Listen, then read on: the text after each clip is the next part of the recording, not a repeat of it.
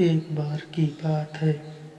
श्यामनगर गांव में एक गरीब किसान रहता था और गांव में एक नहर निकली थी और आसपास गांव वालों के खेत थे और सभी किसानों की अच्छी फसलें थी। और गांव का एक सेठ रहता था जो कि किसानों की ज़मीनों को निगलने में रहता था। वह सेठ अपने आप को बहुत होशियार समझता था। एक बार जब खेतों की बुवाई चल रही थी तो किसान अपने अपने खेतों में फसलें बो रहे थे। जब किसानों को सिंचाई की ज़रूरत पड़ रही थी तभी बारिश भी नहीं हुई। यह सब देख सेठ जी बहुत खुश हो रहा था। सभी किसानों ने इस पानी की समस्या को हल करने के लिए सेठ जी के पास गए और सभी किसानों ने कहा, सेठ जी, अब की बार बारिश न होने की वजह से हमारी फसलें नहीं हो पाई हैं, हमारी थोड़ी मदद कीजिए। सेठ जी ने तुरंत कहा कि मैं आपकी क्या मदद करूं।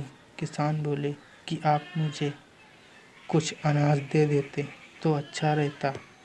सेठ जी ने कहा कि ठीक है, मैं आपको अनाज देता हूँ, लेकिन एक शर्त है। किसान बोले, सेठ जी, कैसी शर्त है? सेठ जी बोले कि मुझे अनाज के बदले अपनी ज़मीनों के कागज़ मेरे पास रखना होगा। सभी किसान इस शर्त को मान गए और किसानों ने अपने खेतों के कागज़ उस सेठ को दिए। सेठ बहुत खुश हो रहा था और जब किसान को दोबारा पानी की ज़रूरत पड़ी तो किसान बहुत परेशान था। तभी एक किसान था जो कि बहुत चतुर और पढ़ा लिखा था। वो यह सब देख रहा था। तभी वह चतुर किसान बोला कि आप लोग अब सेठ जी से कोई कर नहीं लेगा तो वो तुम सब लोगों की ज़मीनें हड़प लेगा और आपके पास कुछ नहीं बचेगा। सभी किसान बोले कि अब हम लोग कर भी क्या सकते हैं। हमें चतुर किसान बोला, हम सभी लोगों को एक उपाय सोचना चाहिए। हम सभी को एक कठिन परिश्रम करना होगा। वो परिश्रम ये है कि हमारे पास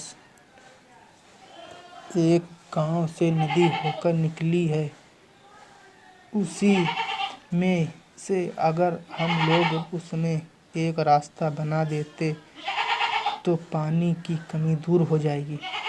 सभी किसान आपस में उस नहर की खुदाई करने में जुट गए और पानी आने का रास्ता निकाल लिया। जब यह सब देखकर सेठ जी के आंखों में पानी आ गया और अंदर ही अंदर बहुत भावुक हो गया और सेठ जी ने सभी किसानों के ज़मीन के कागज़ वापस कर दिए और सेठ जी ने कहा कि तुम सभी किसान बहुत मेहनती हो और मुझे माफ़ कर दो। मैंने तुम्हारी मजबूरी का फ़ायदा उठा लिया था और किसान की मदद करने के लिए सेठ जी ने हमेशा कसम खा ली कि सभी गरीबों की मदद करते रहेंगे और सभी आपस में मिलकर रहने लगे।